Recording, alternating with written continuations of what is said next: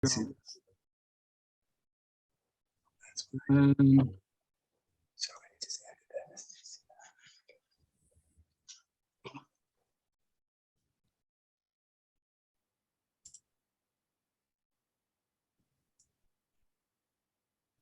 see silver dollar? You haven't shared your screen yet. I did.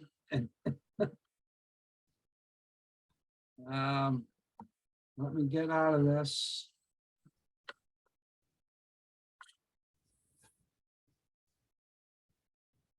There we go.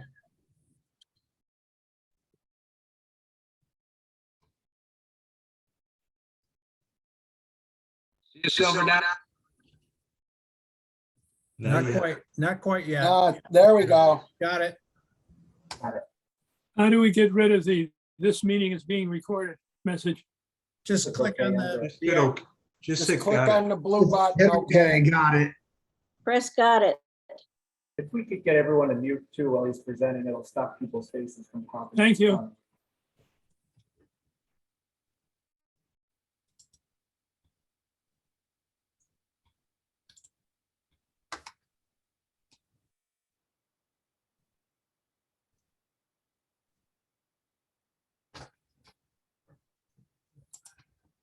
Acting really slow.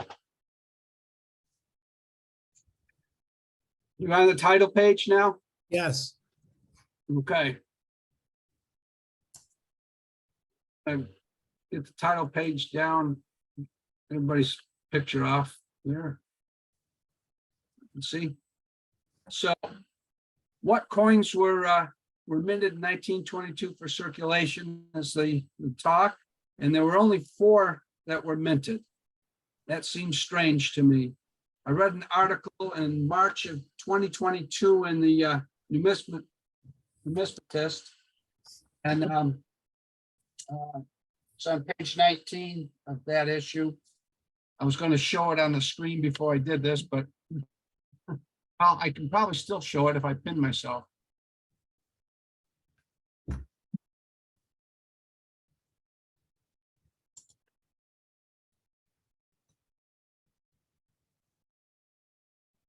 Can anybody see my picture?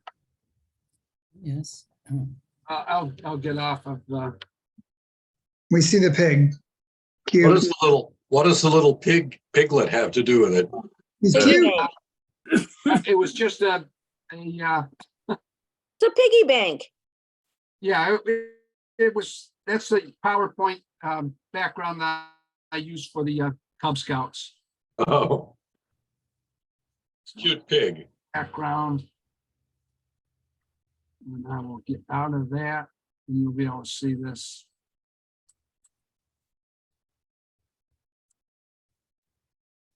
Okay, can you see in my picture? The unusual year. That was the article. It's a 1-page article in Numismatist.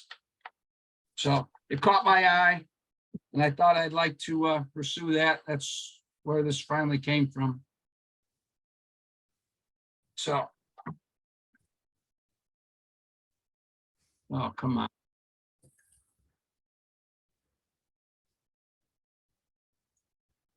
There we go. 4 circulating coins were the 1922 D cent. That was an afterthought. And a lot of the, say when the die went crazy and they lost the D, we would have never seen that if we had had Philadelphia coins made that year. But they only made a few 22 Ds and they only made the D, it became very prominent that we could see that there was something going wrong. The peace dollar, we had all 3 of the major mints. And that was it. The mints were very enticed with minting the peace dollars after so many Morgan dollars have been melted years before when the Pittman law came into effect. It's St. Gordon's 20. Here they are. Yeah. And there were also a few commemoratives stuck, but they weren't made for circulation. They were made as commemoratives. So you got your $2 from Ulysses S. Grant, no star in the field and star in the field. And then 4 gold coins, the 2 Grant dollar coins and the 2 double eagles. Here's just a shot of the 2 grants. These photos all came from the PCGS website. I do not have ones this nice. And you can see the, can you see my mouse move? Yes. Okay, the star is right here. On the Grant portrait that's in the middle of the page. Oh, yeah, there it is. Here's the dollars. Very similar construction and artistic simulation here. And here are the $20 gold pieces. And I'm exactly sure where the mint mark is on the, oh, it's right above the 22, I believe. Yep.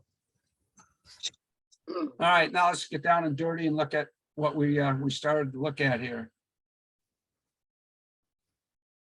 First of the 4 circulating coins, 22D. There are 3 known varieties. The D, which is there, a weak D, and then a no D. And this had to do with the die being polished.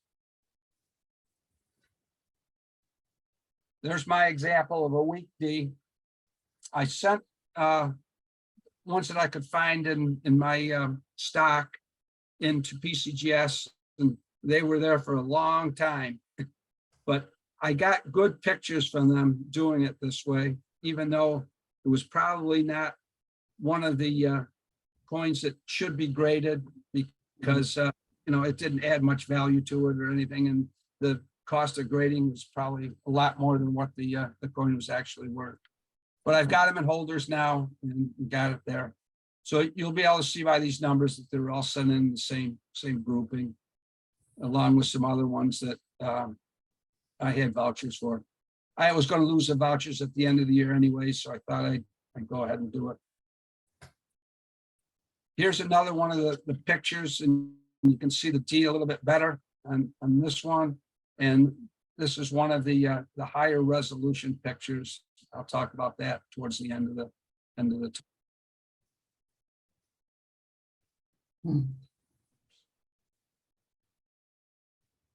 There's a zoom in. You can see the D very slightly in there.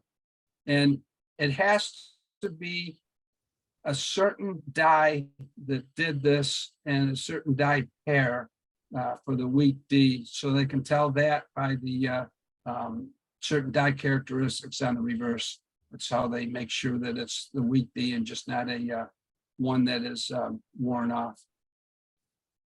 In contrast, there's the 2022 D, and you can see it's a nice big thing.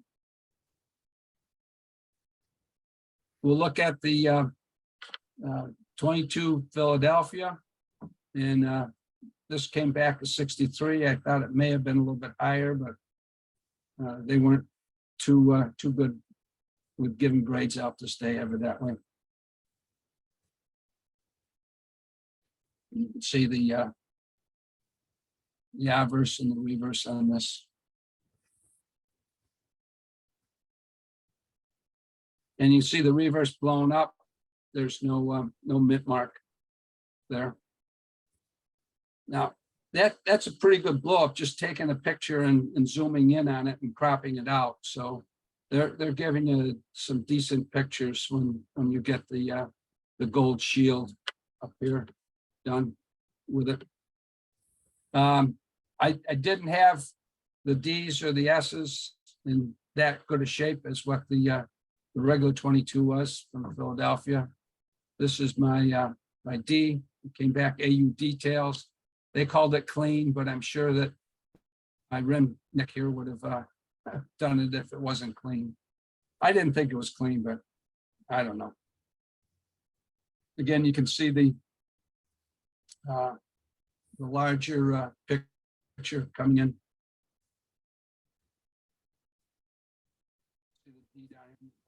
You'll see that real well in the blow up. Now on the S, they called it XF details, called it cleaned. And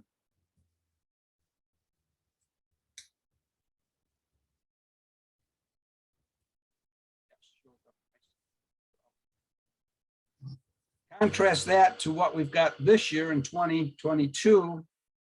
This is the Philadelphia Mint, and you'll see what 2, 4, 6, 10 coins.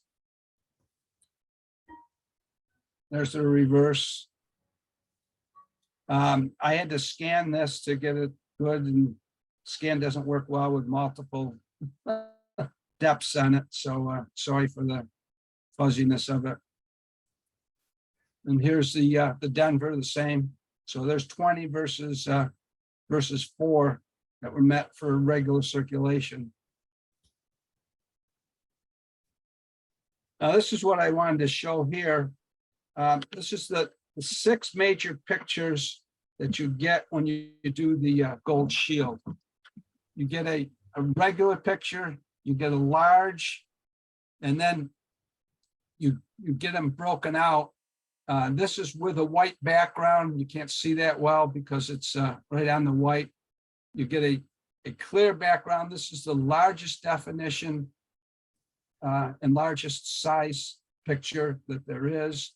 I'll show you that in a minute when I get to the end. We can move it around and see that it can go behind stuff or go in front of things. You can see that it's in front of things here because the background is blurred out.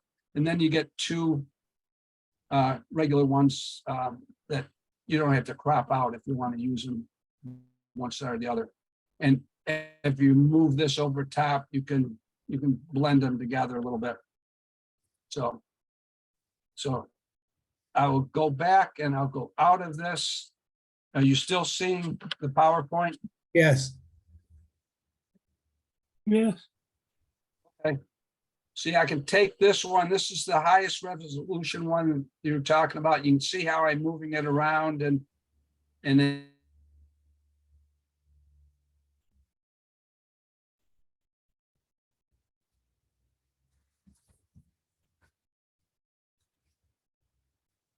I think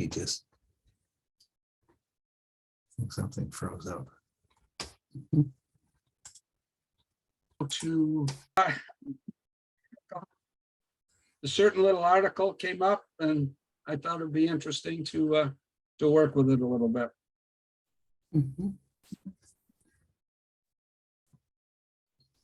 One question, what did they do for dimes and nickels and quarters, just from previous years?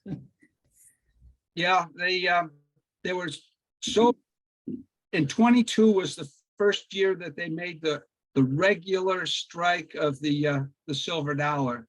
So all were really working hard on the silver dollars, and they had enough of all the other denominations to just let that ride, according to the article, except for the penny. The penny was an afterthought, and they wanted to get a few of those made. So they did the one set of dies for Denver, and they only made a few. Let's see how many were struck. No, it doesn't say so in the article, but it was the only time. I'll read the paragraph about that. The missing D mint mark can be attributed to Warren dies. It is quite possible that it was the lost letter that would have gone undetected if coppers had been struck in Philadelphia that year, as it had been done annually since 1793. So here we go, well over 100 years and getting closer to 127, 130 years of making the coins that the 1815 was the only exception because they didn't make any large cents that year. So, and the no D commands a very high figure. So we can ask Ira about that because I think that was his favorite coin, if I remember right. So, answer the question. Oh, I have another question. Did people have silver dollars and spend them? They did out west, according to article. Let's see, where is it? Although little demand existed for cartwheels as circulating coins, except in the western states, a record 51,737 peace dollars were created at Philadelphia, unlike the short run of 1,006,473 high release specimens the year before. So more than 50 times. So that's why they were so heavily inundated with just making the silver dollars. Branch mints made another 32,538,000. So there's almost 100 million, well, 80, 83, 84 million were made between the three mints.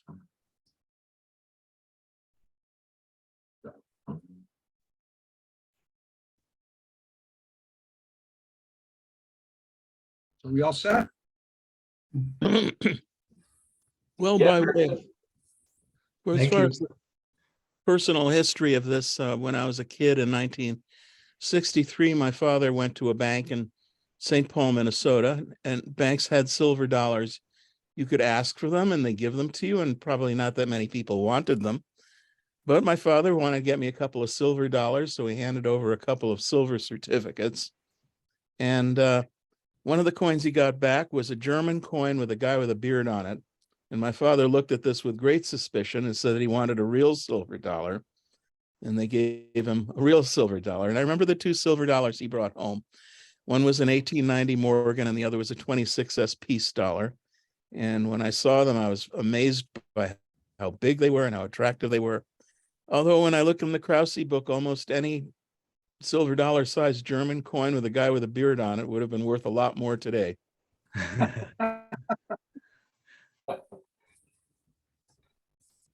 So, can I stop sharing my screen? Yes.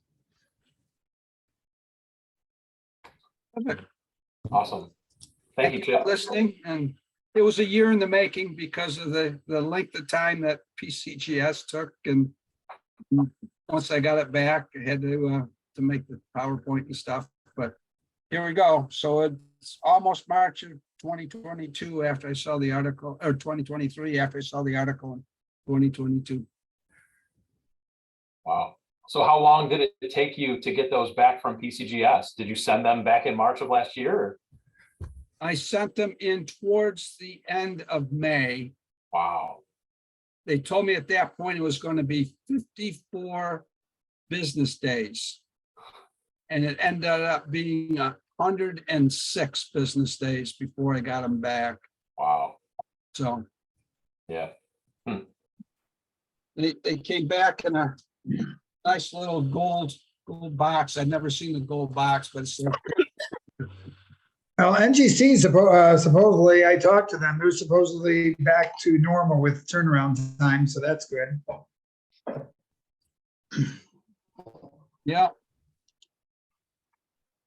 That's frustrating, waiting forever and ever for your stuff, I know. Yeah.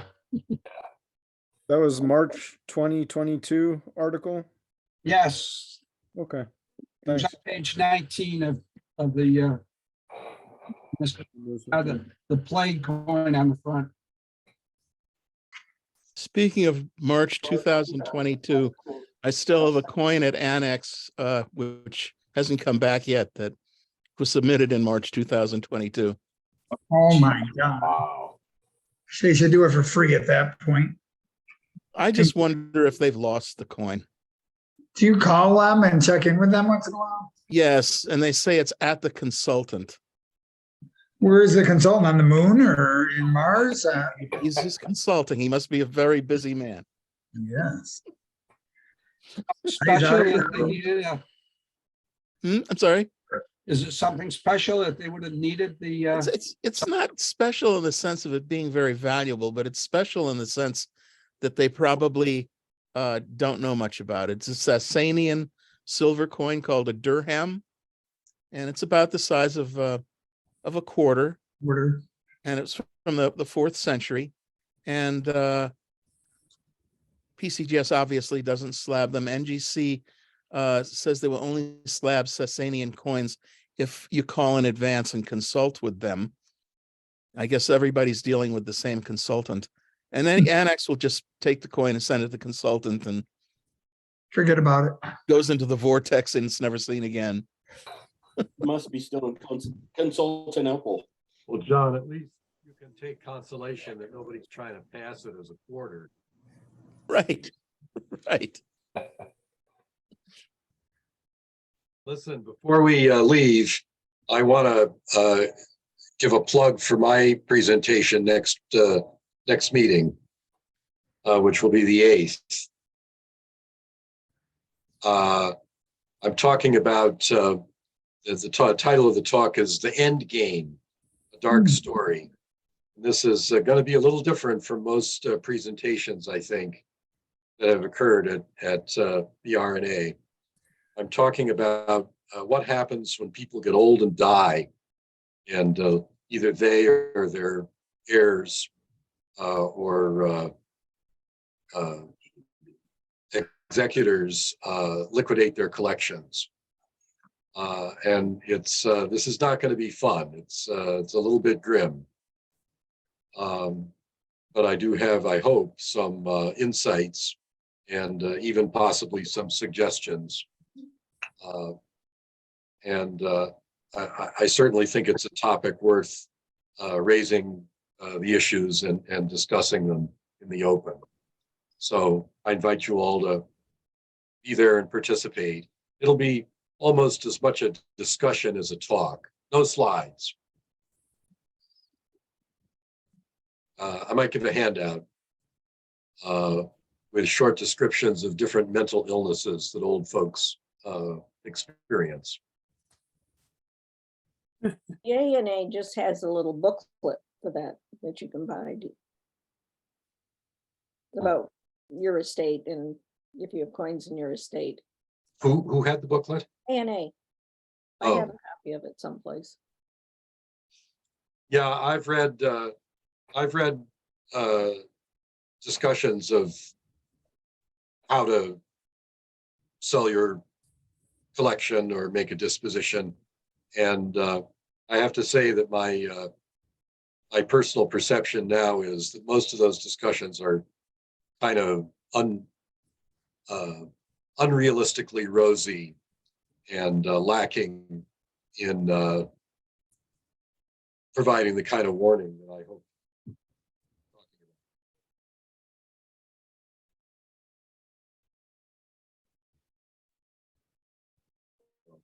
Sounds good. Yeah, thank you. For I also intended to bring a show and tell piece tonight, which will be a lot more interesting in the flesh, so to speak. John, are you still there? Lighthouse? No, he's Yes. not on. It's a silver bar that I think will amuse and amaze everybody. Do you have it with you? How big Where is it from? What country? Oh, it's American. Oh, okay. It's big. 1,000 ounce. You'll see. You'll see when you see it. Oh, I'm excited. 1,000 ounces. Man, that would be some kind of a bar. No, it's not that big. It's about 100 ounces. Cool. Well, very good. Those are some good teasers. Thank you, Steve. Looking forward to it. Speaking about being in person, I was going to bring this in tonight. That's the 4 coins. Bring it next week or next meeting. Okay, very well. All right. Okay. You guys all staying inside and keep it warm? Mhm.